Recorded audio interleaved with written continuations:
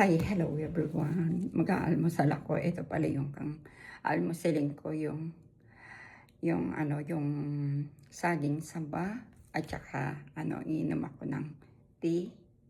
Ayun yung tea iniinom ko. At tapos iinom ako ng collagen kasi ito ang inaalmusal ko pagka ako ay nagtatrabaho. Mabigat din sa tiyan nito, hindi ka kagad gugutumin kaysa sa tinapay ang kakainin mo.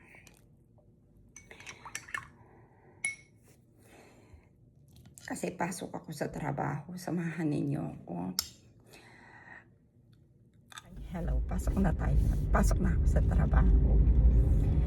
Yung trabaho ko dito, kung anuhin mo, malapit lang dito sa bahay ko. Kaya lang, gusto ko sana, lalakarin ko na lang. Kaya lang, yung temperature namin dito, mataas, 30 temperature ko dito. Yung ko,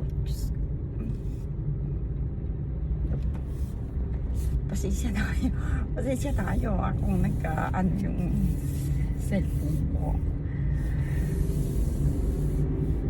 Inaano ko katulad sa next week. Aalis pa naman ako, pupunta ako ng Germany. Tinitignan ko yung mga nila, temperature. Tinitignan ko yung temperature nila kung makakaya ko ba yung sobrang napakainit. 30 degree yung nila dito. Kaya inaano ko kasi tinitignan ko sa Germany kung ano yung temperature nila doon. Yung temperature nila umaabot ng 34. Paano? Kasi sobrang init. Hindi ka pa naman pwedeng magdala ng payong kasi yung mga puti dito kapag sa kanila pagkasama gusto nila yung may init na ganyan.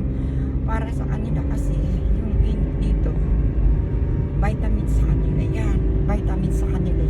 Nagbababad sila sa araw, talagang pinag-ahandaan nila. Kaya pag nagdala ka ng payong dito, tatawanan ka nila. Kaya ako, ginagawa ko na lang, nagdala na lang ako ng sombrero, nagsusombrero na lang ako para naman na kahit na konti sa araw. Kasi talagang yung init talaga dito, masakit sa balat, hindi ka kailangan mo ng may makukoperan ka ng kuhan. Sa kanila kasi, talaga sa kanila, pagka yan, nag-iiga pa kahit nasa katirikan ng araw, umiiga yan sa araw. Pinaghahandahan talaga nila yung summer dito. Gusto nila yung init na yan. Kasi ako, nahihirapan ako kasi sa sobrang init na ganyan, at sakit pa naman sa balat. Talagang pumipitik yung iba kasi yung init dito kasi malamig tapos yung pagka malamig dito sobrang lamig, kapag mainit sobrang init. Kaya ako meron akong payong kaya lang hindi ko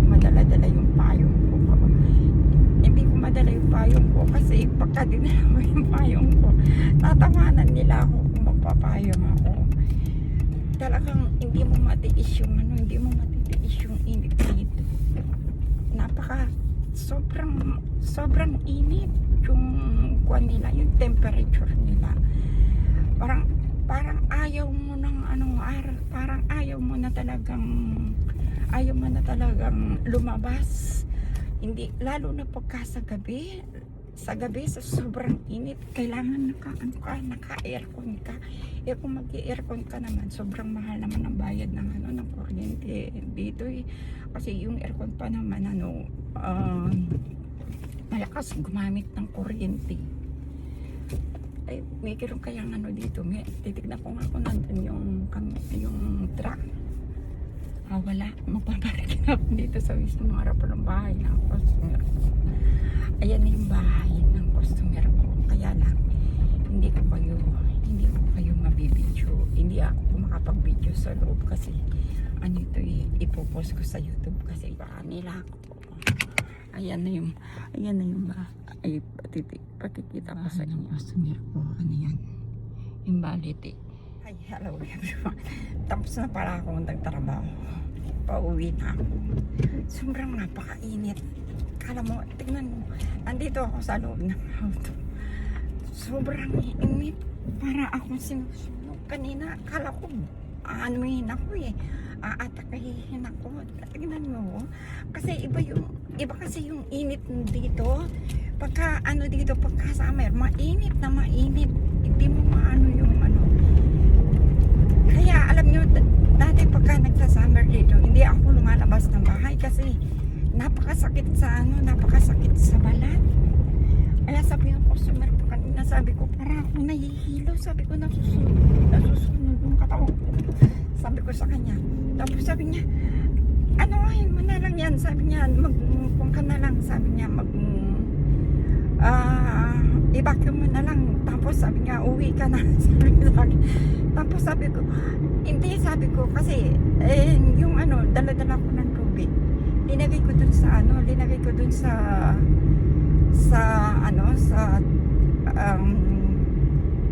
ano ba tawag to? sa freezer. Linagay ko dun sa freezer kasi para magyeyelo yung magyeyelo yung tubig ko. Kasi hindi ako makapagtrabaho kasi talagang masakit na yung katawan ko, masakit na hindi ko alam. Sa sobrang hirap.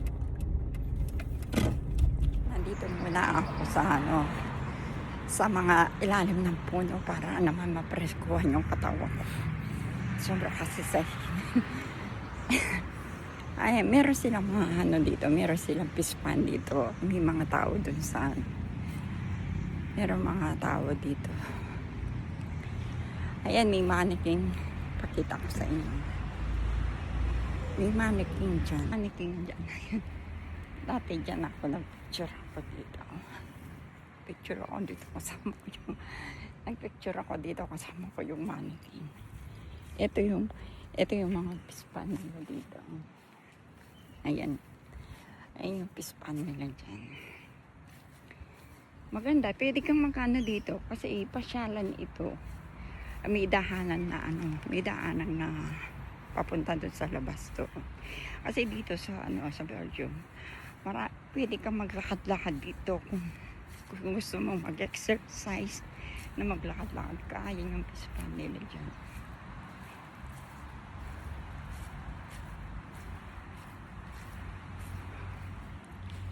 Ayan yung mga pulong kahoy dyan. Tapos kung gusto mo magpahinga, napagod ka na sa kakalakad, magpapahinga ka dyan. Ayan, meron silang pahingahan, meron silang upuan dyan. Pahinga muna ako dito. Alam nyo, babalik ko yung pagpunta ko next week sa Germany. Sobrang napakainit. Tinitignan ko yung temperature nila doon. Sa Webes, temperature nila 34. Paano kaya ako lalabas nun? Sobrang napakainit. Kasi pagka yung dito mataas na, parang sinusunog. Kaya kaninang nagtatrabaho ako. Kaya sabi ko dun sa customer ko, para kung sabi kong masakit yung sikmura ko, gusto kong magsuka. Sabi kong ganun sa kanya, gusto kong sabi ko yung sikmura ko kasi parang bumabaligtad kasi pagka pagka gusto kong mahilo sa sobrang init kanina. Kaya sabi ko sa kanya, yung tubig ko, sabi ko, ilalagay ko muna dun sa freezer. Sabi ko gano'n, para maibsan yung init na umaano sa katawan ko. Sabi ko gano'n. Pero tinignan ko yung temperature dito, 28 lang, pero sobrang init. Kanina ko lang napili sobrang init na ganyan. Na napakainit yung Kaya dito, kung halimbawa, kung gusto mo lang mamasyal dyan, ayan o, yan yung pasyalan nila dito. Yan, meron din na, yan, maglalagay pa sila ng mga playground dyan. Ayan o. Maganda dito. Maganda dito kung gusto mong magpapahinga-pahinga ka muna. Ayan. Pasensya na kayo kasi ginanyan ko lang yung buhok ko kasi para para hindi man ganong mainit. Kasi sobrang init. Masarap ang dito, masarap magpahinga dito kasi mahangin at saka maraming mga punong kahoy. Ayan o, tingnan ninyo. Diba? Ganyan yung nila dito. Yan. Matagal na ito. Malapit lang sa bahay ko ito. Pwede mong lalakarin ito. Maglakad ka dito.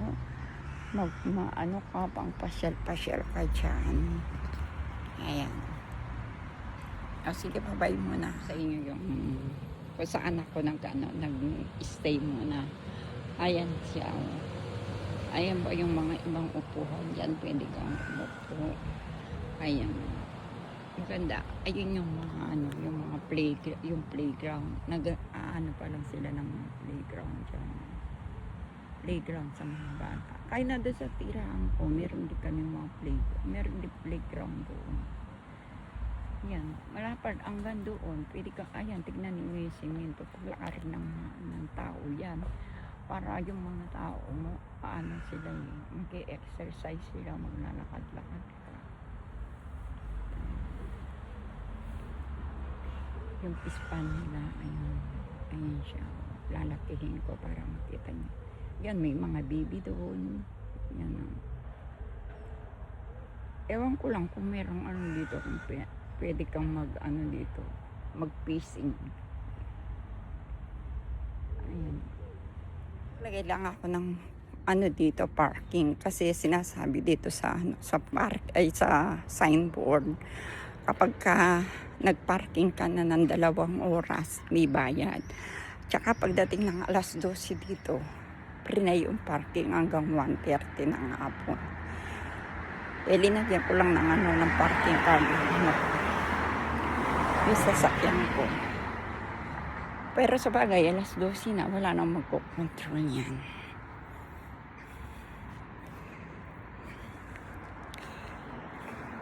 Ako tatanungin ninyo. Ayoko nang magsasummer dito. Kaya lang yung mga puti yan. Nag-i-enjoy sila. Yung mainit na sobrang init na yan. Hindi pinapansin ng yan. Hindi pinapansin ng mga puti. Kasi gusto nila, sa kanila para, daw yan. Vitamins sa kanila yan. Umiiga pa nga yan. Umiiga pa nga sila talaga sa tirik ng araw. Umiiga nga sila dyan eh. Kaya sabi ko nung may kaibigan ako na dyan, sabi ko sa kanya, sabi ko nakaka-cancel yan, sabi ko masunog yung masunog yung baga mo dyan. Kaya ayaw niya akong paniwalaan kasi para sa kanila, yan, vitamin daw. Sabi ko, oo, pwede ka kung maging vitamin yan, sabi ko sa kanila. Yung umaga, hindi naman yung kadiligan ng araw. Kasi makita mo sila yan, pagka pumunta ka dyan sa sea, makikita mo yan, nakaiga sila dun sa talagang, sa tirik ng araw, nakaiga sila dun.